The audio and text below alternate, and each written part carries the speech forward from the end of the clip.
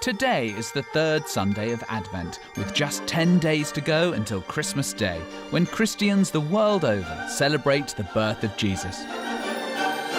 It's an event right at the heart of the Christian faith, but over the centuries, it's been marked in very different ways. I'm Gareth Malone. And I'm Gibson. And together we'll be unwrapping the stories behind some of Britain's Christmas traditions to see how they shape the way we celebrate today. And because we're both passionate about music, we'll also be celebrating what ordinary Britons have been singing during this special season, sometimes for hundreds of years. We've travelled the country to see how our Christmas traditions through the ages have influenced the festivities today.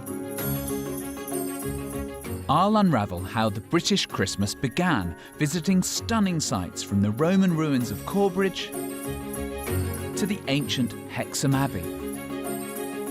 I'll also discover how carols were once as much about dancing as singing.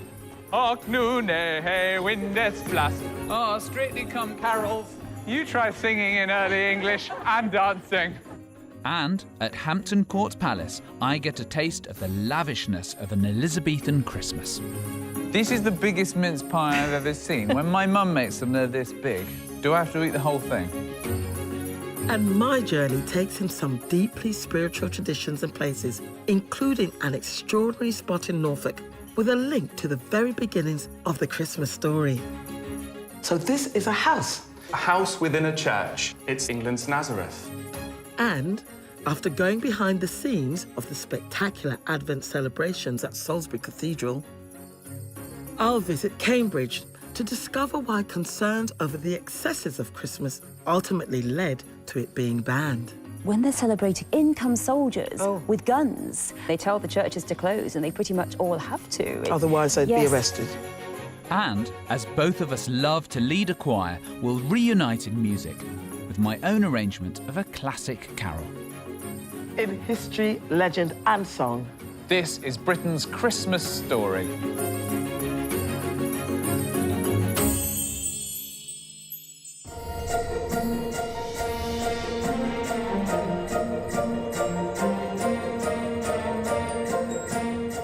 When I was a boy, Christmas was about sitting by the fire with the family, singing round the piano and watching the Christmas #1 on Top of the Pops. A fairly traditional British Christmas, you might say. Now, all of that is very different and a lot more sedate than some of the ways in which we've celebrated Christmas in the past. And I want to know what Christmas sounded like and felt like for our ancestors, and how these festivities came to Britain in the first place. My journey into the story of Christmas begins here in the beautiful setting of Northumberland in the northeast of England. I'm passing close to the historic Hadrian's Wall, built in the 2nd century AD to separate the northern edge of Roman Britain from their wild and uncivilized neighbours. But my destination is a few miles south at Corbridge. Between the 1st and 5th centuries, this was a bustling Roman fort and town. You can still walk down the high street, and it was in Corbridge's heyday that Christmas came to Britain. So I'm here to find out why it first caught on. My guide is archaeologist David Petts. David, I'm on the search for the origins of Christmas. Now, am I in the right place? Well, we're in the middle of a Roman site. The Romans didn't really believe in Christmas until they converted to Christianity in the 4th century. But before that, like any agricultural society, they were concerned about the weather and darkness and the seasons. It's putting me in mind of Game of Thrones. Winter is coming, and they're looking forward to the end of this dark period. Yeah, absolutely. And that point at midwinter, the days start getting longer again, is always going to be important. And long before Christmas arrived, the Romans had brought to these shores their own midwinter celebrations. They have a great feast of Saturnalia, a key midwinter festival, December the 17th. As the name suggests, it's all about Saturn, and he's a god who's, again, related to agriculture and rebirth. The locals are probably quite receptive to the idea of a midwinter party. It's one of their big kind of seasonal events, and as time goes on, it gets more and more elaborate. They spend more days doing it, going wild, having a party. It sounds to me like there's a ready-made festival already in existence when the idea of Christianity came along. Yeah, when Christianity comes into Roman Britain in the 4th century, they're coming into this pre-existing world full of gods and full of feasts, and they're able to take and adopt and change some of those feasts. It's perfect for them. I quite like what the Romans did for us at this time of year. Some of the treasures over in the museum here at Corbridge tell us more about what they got up to at Saturnalia. And parts of that really are beginning to look a lot like Christmas. The curator is Rachel Wilkinson. Rachel, at this time, Saturnalia was a big festival. How would they have celebrated? Well, gift-giving was a really big part. What would they have given? Well, Martial, a Roman poet, gives us a full list. So these range from things like toothpicks to writing tablets and money boxes, clothing, perfume, a bit more traditional, but also some sort of comedy items, sausages or parrots. A parrot! Oh, thanks, Mum. A parrot. Another really big part of Saturnalia was music. And if you just look to your left, we have a bone flute. Did they have tiny fingers? I mean, they come in many different sizes. Yes. But this is one of the ones that was found at Corbridge. So maybe a little children's Quite possibly. gift, the sort of thing that you now get with a little lolly. Yeah. That or parents the hate. kazoos. Yeah, this would have been very squeaky. So there was some child 2,000 years ago annoying their parents with their latest Christmas gift. Look what I got. Peep! Oh, that's amazing. It sounds like a really joyful time. Oh, definitely. The Roman poet, Catullus, he refers to it as the best of times. It's a time for celebrating. Apparently there's some naked singing, pranks are played. Also, it's a time for the inversion of social roles. So slaves are served by their masters, but not everyone was on board with the festivities. Pliny the Younger kind of sets himself up as the original Scrooge. He locks himself away in a quiet area of his villa and just likes to wait out the period of Saturnalia until everything returns to normal. What a misery, goats. Bar humbug. Or Yo Saturnalia. Yo Saturnalia, is that what they said? It was like Merry Christmas. Yo Saturnalia. Yeah. Nothing's Nailed it. changed. It wasn't just the Romans whose midwinter feast would eventually merge with the celebration of Christmas. For example, the later Viking invasion would give us elements of their traditional festival, Yule.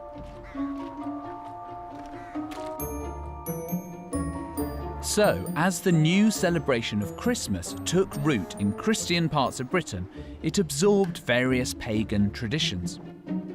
To see how this felt and looked in the 7th century, I've come to Hexham Abbey. Just 4 miles west of Corbridge, it's one of the earliest sites of Christianity in the country. And I'm rejoining archaeologist David Petts. So how do you think these winter festivals influenced early Christians?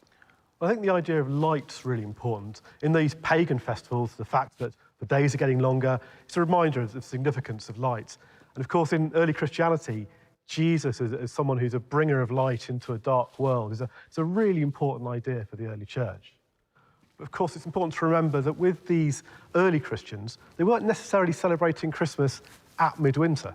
For them, really, the important feast was all about Easter and the story of Jesus' death and resurrection. It wasn't until the 4th century that Christmas really starts appearing a bit more in early Christian practice. What changed in the 4th century? Well, crucially, it's in the 4th century that Christianity, for the first time, becomes a legal religion in the Roman Empire. Up until that, there's been periods of persecution. Does that mean that they could be a bit more brazen about using all of those influences from Saturnalia and that were sort of more commonplace? Yeah, people don't need to keep their heads down so much, so they can celebrate their feasts. So not surprisingly, they're going to start looking around them and seeing what kind of things other people are doing and start trying to adopt some of those practices. Am I right in saying it wasn't just the traditions that they borrowed? Yeah, they physically took blocks of stone from Roman forts and they used those stones to build churches. So they're literally taking stuff from the Roman past. Can we see any of those stones? Well, at Hexham, the best place to see them is the crypt. The crypt. I love a crypt. Take me to the crypt. This is the only part of the original Saxon church that remains intact. Wow. Big steps. Over 1,300 years old, it's thought to be one of only 2 of its type in the world. It's certainly very atmospheric down here. Yes, this crypt was built by St. Wilfrid, who was the founder of Hexham.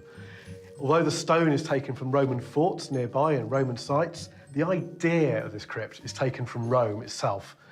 People like Wilfrid would often go to Rome, it's where the Pope was. They would have seen the buildings of the early Christian churches, and he's come back and he's wanted to replicate that up here in the north of England. There would have been wall paintings, wall hangings, oil lamps, incense. Coming into a church like this would have been a really intense experience. It's also very acoustically different from other spaces. Would there have been music in here? Absolutely. We know that singing and music was really important to the Anglo-Saxon church. The Anglo-Saxons brought singing teachers from abroad to teach them how to sing the new Christian music. It would have been a very, very distinct and unusual experience for the worshippers. So we're a little closer by being in here to how Christmas might have looked.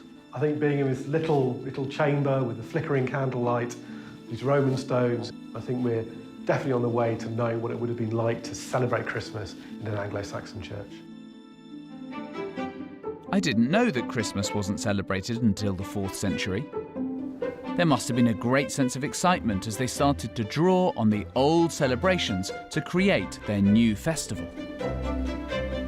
By the time the current abbey was built at Hexham in the 12th century, that new festival had its now familiar British name, Christmas, meaning Christ's Mass, which makes it clear that this was now very much a religious celebration, with Christian worship and music centre stage.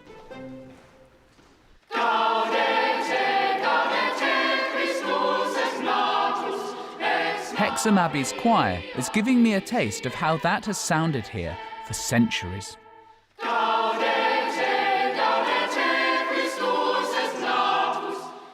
The choir is singing, "Rejoice, rejoice, Christ is born." Although this is a later arrangement, it gives a sense of what it must have been like to celebrate Christmas here in the Middle Ages. And the resonance, the way your voice is transformed, must have been really exciting for people to come out of the fields where they were working, to come to a special sacred place like this. It's been very dramatic for them.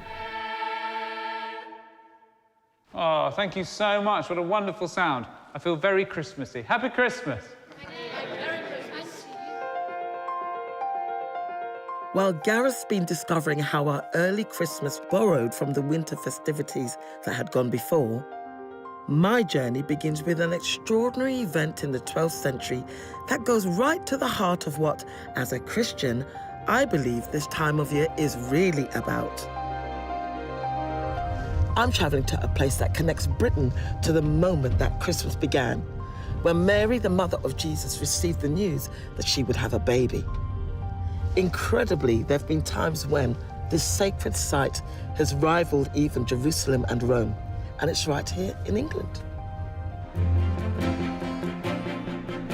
Walsingham in North Norfolk has been an important pilgrimage destination for nearly 1,000 years. These ruins are all that remain of the old medieval priory established by Augustinian monks in 1153, nearly 100 years after a miraculous occurrence that made this place world famous. Author Richard Taylor is going to tell me what happened and why it put this corner of Norfolk on the map. Richard, it's my first time in Walsingham, and it's absolutely stunning, but there's not much of it here. What did it used to look like? Well, once upon a time, this was huge, with thousands, I mean, literally tens of thousands of pilgrims, rich and poor, nobility, pouring in here all the time. But actually, they weren't really coming to see the grandeur of the Abbey. What they were coming to see was a small, simple, wooden house. How big was it? Small. It was about 24 feet by 12 feet. Yes. And it was a replica of Mary's house in Nazareth. Because somebody had been there and seen it and brought back a drawing of it? Not far off, actually. Really? The story is, in 1061, a noblewoman called Richildis de Favage had 3 visions where the Virgin Mary came to her and took her to the holy house in Nazareth. Not physically. Well, spiritually, physically, she was taken there and told to take dimensions of the house and to replicate it in England, and thereby create, if you like, England's Nazareth, just here. What Richildis was shown was the place where the angel Gabriel announced to Mary that she would be the mother of Jesus, which is still a hugely important and popular image. Right, so this is what intrigues me. Everybody believes her, and they come and see the house. Yep. What made them believe Richildis? I think as much as anything else, possibly they wanted to believe. It's a real physical connection to those stories.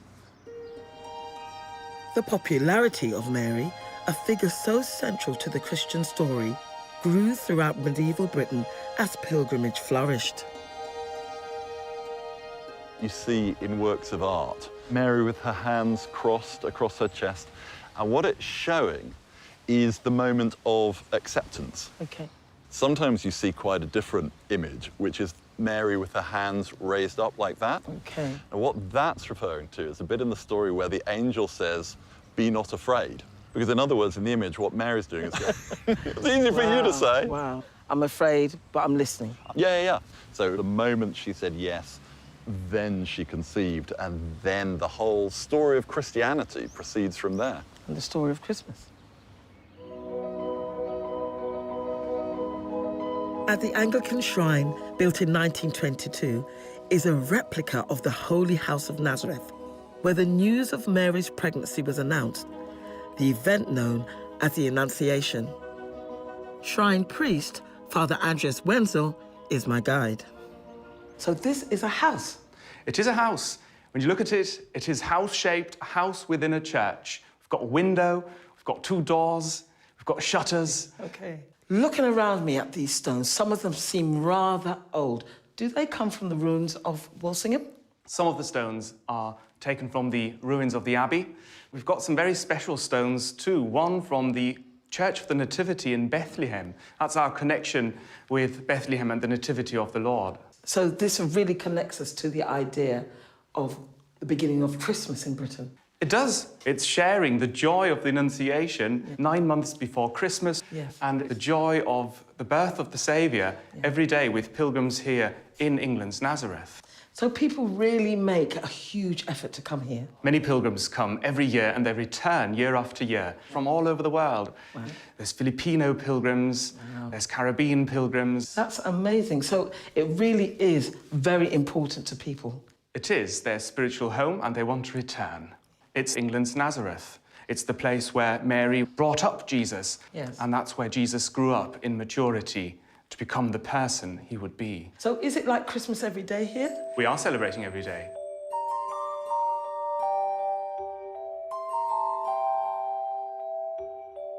I really like the way that the whole of this Christmas story actually hinges upon Mary's yes to God. That actually, God said, "This is my plan for you. You don't have to take it, but my way will really work out for you." And she had an option, but she said yes. And because she said yes, we all get to celebrate the Christmas story today. And that's something that I had never really thought about before. Of course, Mary and her infant son have always been central to Christian worship and its images and music. Not least a particular kind of music that developed in medieval Britain and that we've all come to associate with this time of year. Christmas would not be Christmas without a carol. It's one of our oldest customs, but originally it wasn't only sung in church, and it wasn't just for Christmas. I want to find out about the earliest carols and what they tell us about the beliefs of people who sang them in the Middle Ages. So I'm returning to one of my absolute favourite places, the Royal Academy of Music, the oldest music school in the UK where I studied singing. I'm catching up with music historian Lisa Colton. Lisa, we all think of carols as being something related to Christmas, but they weren't always that way, were they? That's right. A lot of carols are about entirely different subjects. So they could be about love, about politics, about good table manners, or about the king. But of course, so many were written about Christmas and the Christmas period because that was a time when people got together to sing. What do we know about the very early carols? The earliest English carols seem to date from about the 14th century. A carol really is just a song with a repeated chorus. You've got some examples here. What are these about? So these are lullabies about all those sort of different parts of the nativity story. And what's this one? This song is known as Lulay, Lulay, Lulay, Lulay. Now, that sounds familiar to me, Yeah. but how does it go? Lulay, Lulay, Lulay, Lulay, Lulay, Lulay, Lulay, Lulay. So it has that lovely rocking style that you associate with lullabies today. It's that, isn't it? Lulay, Lulay, Lulay, Lulay. Yes, you can understand why it's that rhythm. Yes. We have this image of Christmas Eve and somebody imagining a vision of a mother comforting her child, and we only learn gradually through the song that this is Mary and Jesus. Doesn't sound 700 years old, does it? No, it's really immediate and so simple that you can imagine everyone joining in. Another good example is a carol called Marvel Not Joseph, in which we hear Joseph saying, "Oh no, Mary's pregnant and it's not mine, what shall I do?" And we hear the angel Gabriel comforting Joseph, saying, "Don't worry, it's okay, it was God, it's a miracle, don't leave her." A very human response to a very real and relatable problem. Yeah, completely. And it's very rhythmic, isn't it? It's got a pulse to it. It has a lovely rhythm to it. And there is an earlier dance tradition, also known as the carol. A carol that you dance to. Yes, carolling was about celebrating together, and that would involve movement. Much more fun. Much more fun. I love that in the Middle Ages, singing a carol might involve dancing too, and that it was embraced by everyone at times of celebration. So to find out more, I've come to this impressive theatre within the Royal Academy of Music to learn the steps to a carol, with choreographer of historic dance, Charlotte Hewitt. I'm used to music here, I'm not so used to dancing. So no dance classes? I think I did one. Have no fear. Strictly Come Carols. I'm ready, I'm ready, I'm game. Excellent. Right, what's the song about?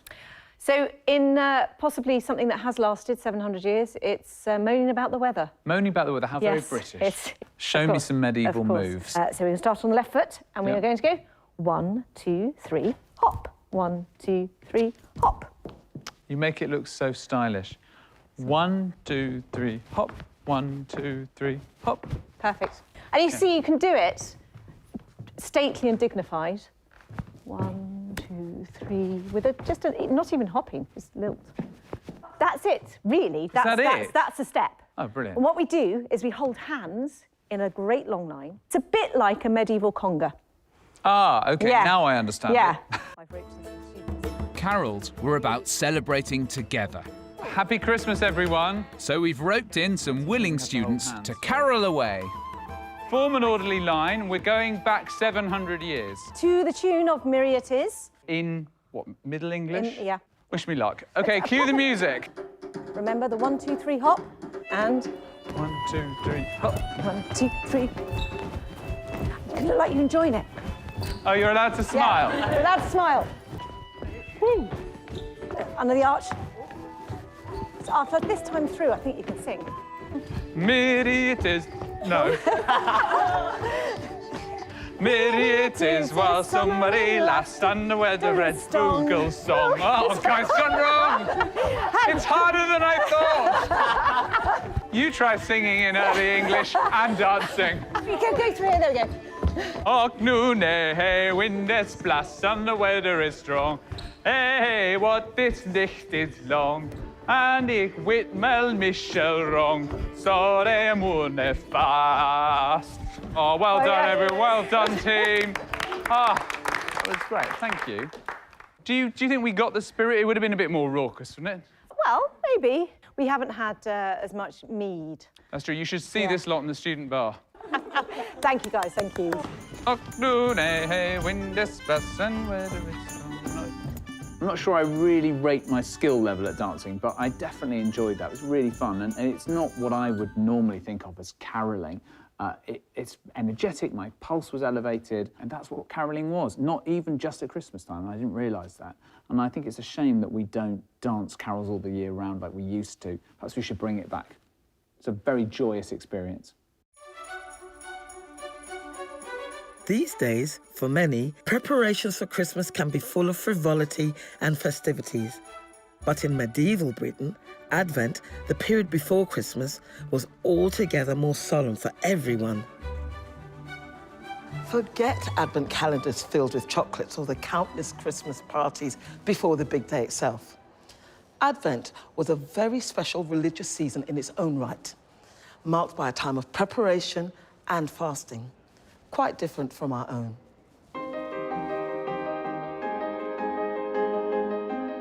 One of the best places to get a sense of how Advent was marked is at the historic Salisbury Cathedral in Wiltshire. I'm here as staff prepared this medieval masterpiece for a spectacular service, influenced by the Advent processions of the Middle Ages. Based around the theme of light that's always been a part of Christmas, the ceremony is now known as Darkness to Light. Page 19, in the bottom line, 1 and 2.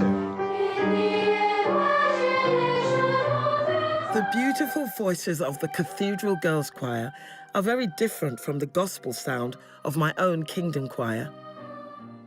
Director of Music David Halls is running through some of the music for the service. Okay, so that's the section. Put your hands up if you like that piece of music.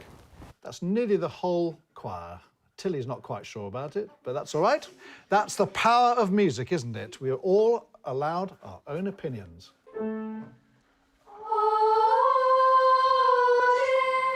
And getting everything ready is quite a task for the team, led by head verger Anthony Lewis. The Advent ceremony is a big deal, isn't it, Anthony? It is. How much work goes into preparing for it? There's a huge amount of work for a lot of people.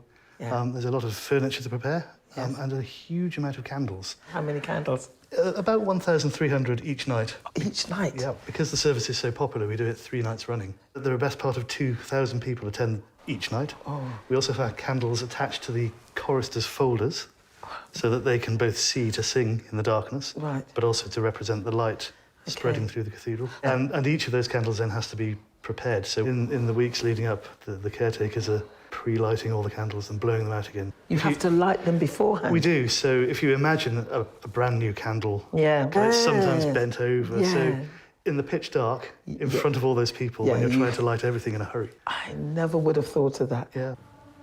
And the service starts with the cathedral in absolute darkness and silence. Yeah. And a single very big candle is lit at the back of the cathedral, from which all the other candles are lit. During the processions, as the choirs and the clergy are moving through the building with their candles, Yeah. the processions are all part of what we would call the Sarum Rite. Sarum, what does Sarum mean? Sarum is the old medieval word for Salisbury. Oh. I can imagine it's very moving and very powerful. It is, and to see the light spread Yes. through the building. Yeah. So by the end, the entire cathedral is just lit by candlelight. Absolutely And the stunning. music becomes stronger and louder. When it comes to the actual service, everything is harder because we can't see very well. Can we have a go at this round? Should we just do it 1, 2, 3, 4 for now? The services are carefully put together, and recently appointed Anna Matcham is responsible for the ritual and the music. So you're a singer? That's right. Oh, yeah, fantastic. so this Advent is going to be my first Advent procession. Wow, okay. I'm really excited about that. How do you choose the music for Advent? One of the key pieces in the Advent service is Come Thou Redeemer of the Earth. Okay. So this is an ancient hymn that speaks of that sense of expectation and that heightened awareness that something momentous is about to happen. Okay.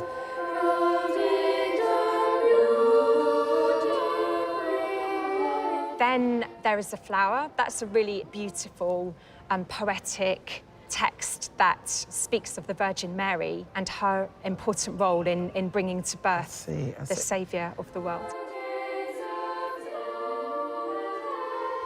And are you trying to recreate the Advent services of the past? I wouldn't say recreate, but we are trying to draw on that ancient sense of tradition that's quite unique to this place. What does Advent actually mean to you personally? Advent is my favourite season in the church's year. Really? Yeah, sometimes when we're waiting for something to happen, that time is a really special time and, you know, a time to really reflect on why we're doing this thing we're doing. Like, why are we celebrating Christmas? What's it all really about?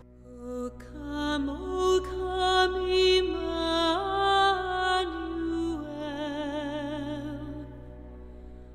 I wish that we could go back to a time when the season of Advent meant something for everybody. I really do feel that there's something to be said for a time of preparation, you know, a time of reflection, contemplation. I think those are valuable things that are being lost in our society, and I feel that it'll be good for us to turn down the noise of the TV, turn down the noise of the partying, and turn down the noise of social media and just sit with ourselves and our hearts and our spirits. Hand the folders to you that way, hand the music that way, and then we need to get... At Salisbury, the seasonal preparations also include planning for a colourful tradition that was once common in churches and cathedrals across Europe, but is now mostly forgotten: the appointment of a boy bishop. I'm meeting author Neil Mackenzie to find out why crowds were once drawn to an event that was celebrated just after Christmas Day. This ceremony, Neil, is entirely new to me. Who are the boy bishops?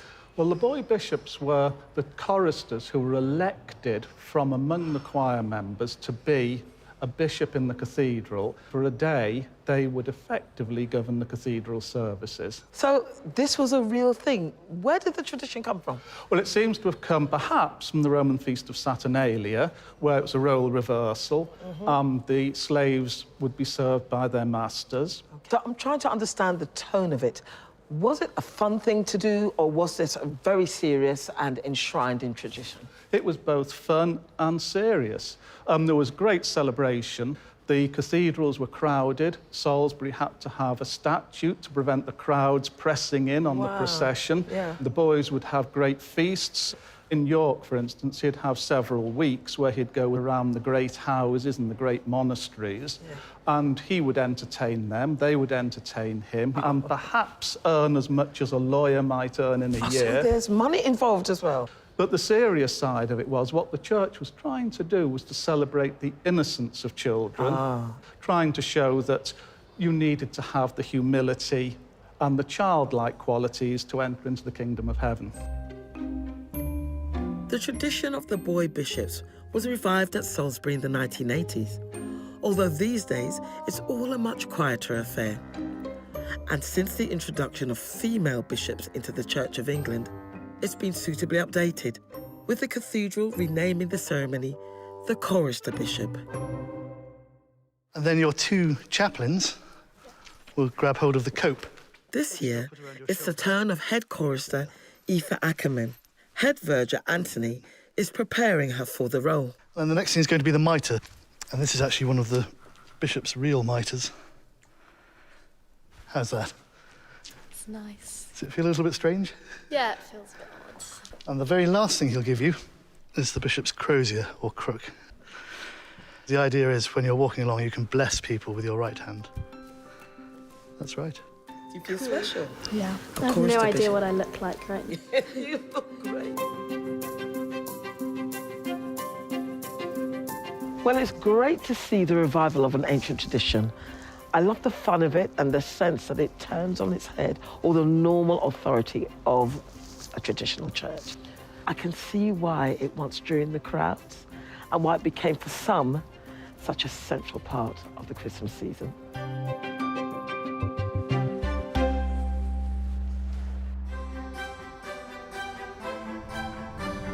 As the centuries passed, our Christmases became more elaborate, with lavish indulgence, feasting and games. And by one of the most famous periods in British history, we were celebrating on an epic scale. Elizabethan England, the reign of Queen Elizabeth I, has long been seen as a golden age. Shakespeare revolutionised literature, the Queen's navy saw off the Spanish Armada, Britannia ruled the waves. The country was thriving, and so was Christmas. The stunning Hampton Court Palace just outside London was one of Elizabeth's many homes. I want to find out what made the Elizabethan era a real heyday for Christmas. Curator and writer Tracy Borman knows what went on at the Tudor court. Elizabeth was the last of the Tudors, so she inherited a really rich tradition. She'd have celebrated Christmas here at Hampton Court with her father, Henry VIII. But the big difference between an Elizabethan Christmas and our Christmas today is that they celebrated with equal splendour and feasting on every single one of the 12 days, from Christmas Day all the way through to the 5th of January. So the 12 days of Christmas isn't just a song, they actually celebrated for 12 whole days. I'm not sure I could manage that. I know, you would have needed stamina and you'd have needed a big stomach for all the Tudor fare that was on offer here. What a place to have Christmas. It's not bad, is it? Big stomachs need big kitchens, and Hampton Court had the largest catering facilities for the royal guests. Tracy, this is my first trip to a royal kitchen. What happened at Christmas? Well, of course, turkey is big nowadays, but it was very much a new kid on the block in Elizabethan times. It was just coming in. But really, beef was the star of the show. That was most often served on Christmas Day. Occasionally, a boar's head, served very theatrically. The whole head? The whole head. Appetising. Absolutely. But also, the Elizabethans had quite a sweet tooth. They liked to serve things with sugar and also spices. And as well as showing your wealth, it was also a sign of Christmas, a reference to the Holy Land, the place of Jesus' birth, where many of these spices came from. You're making me hungry. Well, I do have something for you to try, actually, and of course it's one of the most traditional of all Christmas foods, the mince pie. This is the biggest mince pie I've ever seen. When my mum makes them, they're this big. This is mince pie Tudor style. Wow. It does have those spices, but it also has meat. So it's genuinely a mince pie. Actual beef. So and that's why we call them mince pies. Exactly. I had wondered. Are you up for trying I some? am. It's early in the morning, but I'm ready to try it. Do the honours. Wow. Oh, wow. Happy Christmas. Happy Christmas. What a way to celebrate. Look at this. This is for a big Tudor appetite. It really is. And you have to imagine this is just part of a very large meal. Go for it. It looks, well. Right, I'm going in. Yeah, OK. Wish me luck. Oh, it's quite good. Is it? Nice. Not bad? Fruit, raisins. The sweet and pepper. savoury. So that works really well. You can use mutton or veal. We have actually a recipe here. The meat and the suet are shredded together, and it's all seasoned with cloves and pepper, cinnamon, ginger, saffron. There's a raisin here. So many of the similar ingredients to modern-day mince pies, but of course the big difference is that it's very meaty. The combination of the sweet with the beef works a lot better than it sounds. Ah, maybe it should make a comeback. Do you know what? I might do that for Christmas. There you go. All of your guests are now going to be expecting mince pie, Elizabethan style. Very hearty meal. Do I have to eat the whole thing? Yeah, you can't leave until it's man. finished. I don't want to have my head chopped off.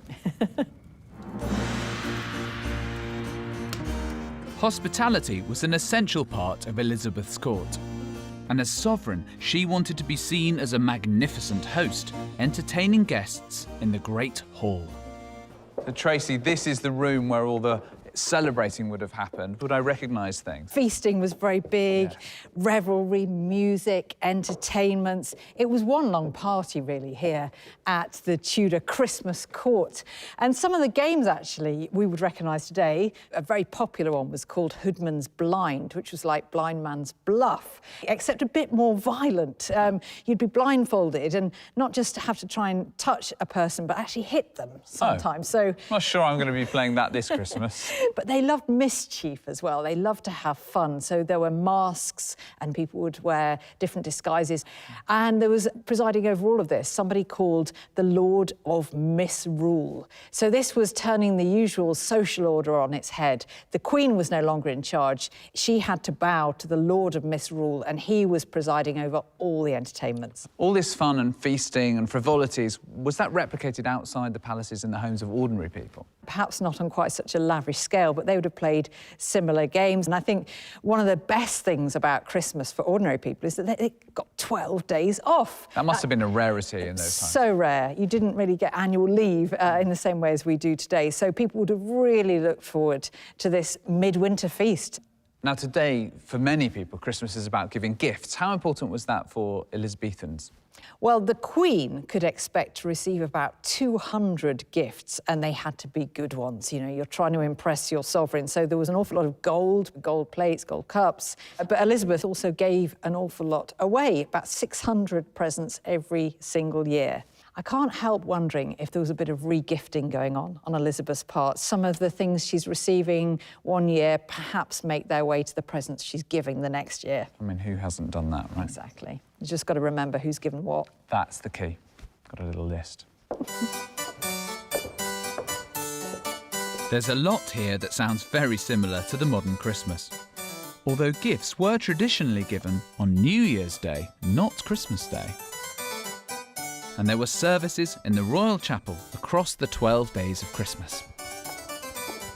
Elizabeth I saw a lot of royal Christmases. Well, yes, no fewer than 45 Christmases. And interestingly, while the rest of her court were making merry, on Christmas Day itself, Elizabeth spent most of it in private worship. She'd have been here in the Chapel Royal. Right in this very space. In this space up there in the royal pew. It was important politically for Elizabeth to be seen to be worshipping. She wasn't just queen, she was the head of the church. Exactly, but there was another point to Elizabeth being seen to be very devout, because she's a single woman, and so she had a reputation to think of. She couldn't have too much fun out there in the court. So the religious side of Christmas was the most important thing. It was. It outshone everything else.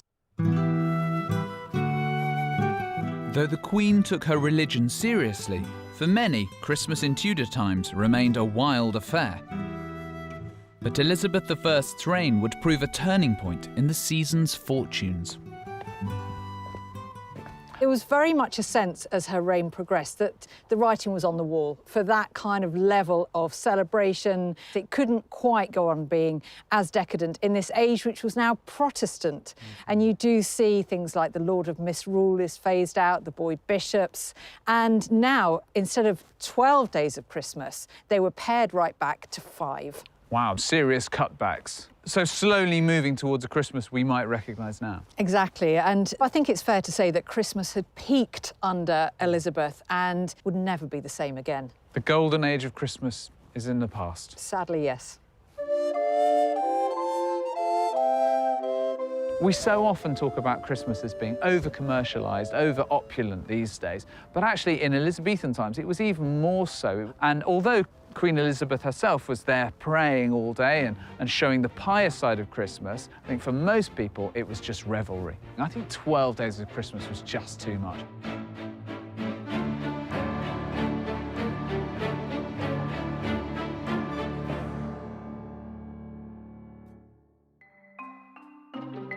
Four decades after Elizabeth died, the country's fortunes were very different. Britain was now at war with itself, with King Charles I's royalist army fighting the parliamentarians led by Oliver Cromwell. Parliament was controlled by Puritans, extreme religious reformers, and their view of Christmas was very different to what had gone before. Puritans were not fans of all the parties and celebrations. And across the country, that would have a dramatic effect on Britain's Christmas story. And it was in the university town of Cambridge where the battle lines over how to celebrate the festive season were perhaps most sharply drawn. To me, as a Christian, it's hard to imagine how anyone could have a problem with people celebrating Christ's birthday. But as the Puritan influence grew throughout the 1640s, Christmas was increasingly under attack. I want to find out how the country responded to such a dramatic shift. Historian Kate Williams is here to tell me more. Kate, why come to Cambridge to find out about a Puritan Christmas? Well, Karen, because Oliver Cromwell is the MP and the townspeople are behind him. But then you've got the university, and in the university, they're very much pro-royalist and anti-Cromwell. So you've got this great division. So it's a battle between town and gown, if you like? It's a battle between town and gown. Right. And this church, Great St Mary's, is where it really became the centre of the battle. The two factions meet here, and the religious differences over what is Christmas really are encapsulated, and they happen here. Should we go and have a look? Yeah, let's go. I would love to know what was the nature of the battle in the church. What would it look like? The battle was over the meaning of religion. What is religion? And on one hand, you have the royalists who've always done it in this way. It's very high church, there's imagery, there's stained glass, there's prayers, there's rituals, some of it overhang from the Catholic Church. On the other side, you've got the Puritans, and they want it stripped back, as plain a church as possible, plain words as possible, because otherwise they think it's corrupt, it's getting in the way of God. And so the Puritans really start to take matters into their own hands. And if churches aren't going to be stripped back already, they're going to make them so. You start seeing them smashing the stained glass windows because they're decorative, they're distractions, they're not about religion. And the Book of Common Prayer becomes a particular flashpoint, because to Puritans, the Book of Common Prayer is corrupt, it's ritual. And so there's this incredibly dramatic incident here where Cromwell, he's here, and the soldiers, they rip up the Book of Common Prayer, and the townspeople are watching, and Cromwell simply sits back. What did this widespread Puritan destruction of the trappings of church mean for the tradition of Christmas? For the Puritans, Christmas was everything that was wrong with the country.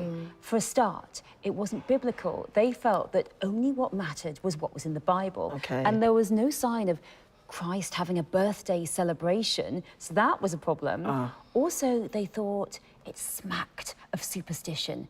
The midwinter festival, the decking the churches with holly and ivy. It was pagan to them. And if there was one thing that the Puritans disliked more than superstition, it was Catholicism. And you also see that in Christmas. It sounds like it's Christ's Mass. I see. So what would their Christmas look like?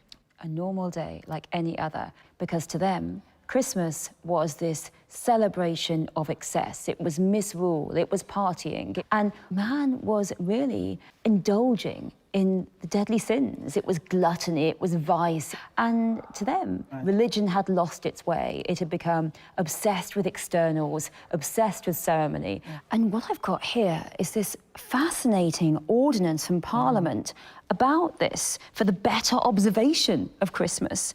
And they say here that what they're concerned about is those who've turned this feast, pretending the memory of Christ, into an extreme forgetfulness of him by giving liberty to carnal and sensual delights. Oh, they are very not happy.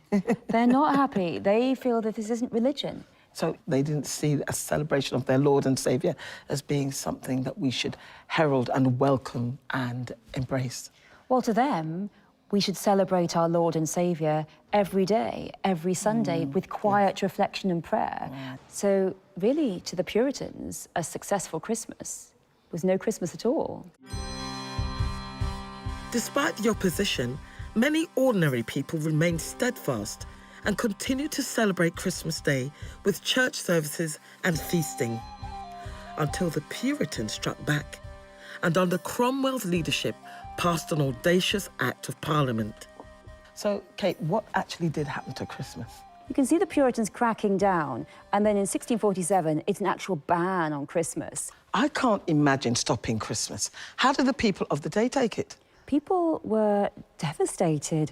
A lot of people had enjoyed the days off. Workers enjoy the days off. It's celebrating, it's merriment. The Puritans, of course, thought it was marvellous. It wasn't looking good for Christmas, and in cities like Cambridge and London, you wouldn't even dare go to church on the day itself. For some, however, the tradition of Christmas was worth moving heaven and earth for. As prolific diarist of the time, Sir John Evelyn documented. He actually writes about his struggles to find a Christmas service. He wanders around London looking for Christmas services on the 25th of December, and he can't find one. He looks around, 1652, he can't find one. He finally finds one in a private house. He must have just been passing. And then, in 1657, he thinks he's struck the jackpot because he finds a church in the Strand celebrating Christmas, which is absolutely marvellous. Yeah. But when they're celebrating communion, in come soldiers with guns. Everyone is arrested. Some of the congregation are marched off immediately to prison. Evelyn is lucky, really. He's put under house arrest and then interrogated and then let go. But the church ban was incredibly effective. They tell the churches to close, and they pretty much all have to. Otherwise, they'd be arrested.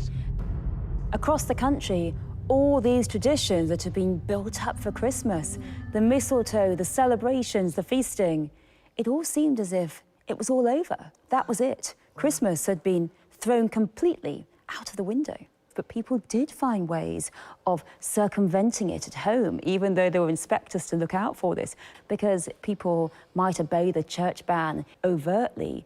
Secretly, they still wanted to celebrate and they still wanted to party. Yeah? We'd have secret Christmas parties behind closed doors. Most definitely, you and I.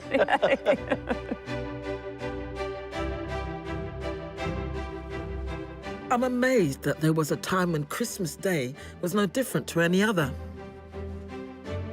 The official ban lasted for a full 13 years. I'm pleased to say that Christmas came back to England in 1660, when Oliver Cromwell was defeated and the monarchy restored.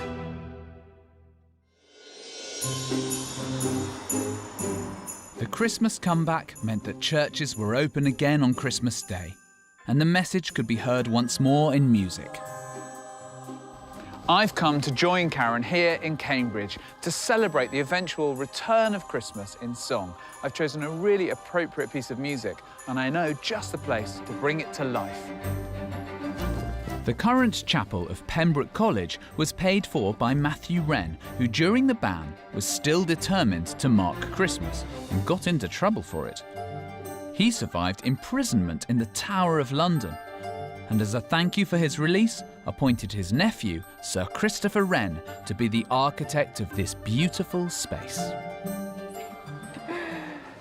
Hello, ladies. Hello, gentlemen. I'm joining Anna Lapwood, Director of Music at Pembroke College, who has brought together two choirs for an arrangement we've worked on together. It's a great place to make music in this room, isn't it? And especially at Christmas, there's something really festive about it. Yeah, there's something very special about the sort of Christmas spirit when you have the whole college community in here, 250 people all sitting, waiting to hear the choirs sing their favourite carols. What could be better? So, let's just start off.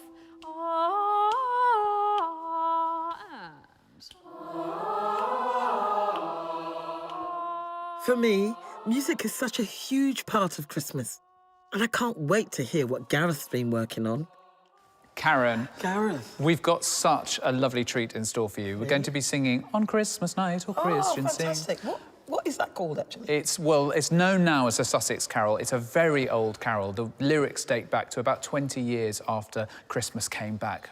What I love about this is that although we now associate it with the choral world and chapel, it's actually got really folksy roots. It's the song that ordinary people would have sung. Sadly, the original tune, is lost, but this more modern tune is so beautiful and joyous and jaunty. Yeah. So I put a drum in to give it flavour. Drum. A drum. Well, I'm a fan of rhythm, so I can't wait to hear how that's going to sound. I'm delighted, choirs, to introduce you to the brilliant Karen Gibson. Karen, have you got any words of wisdom for them? Well, I want to say, if you look at the words of the song, you see the words joy, glad, mirth, and joy repeated. So that you're meant to communicate the joy of the season. So smile. Smile with your teeth, smile in your eyes. If you smile, it will change the sound.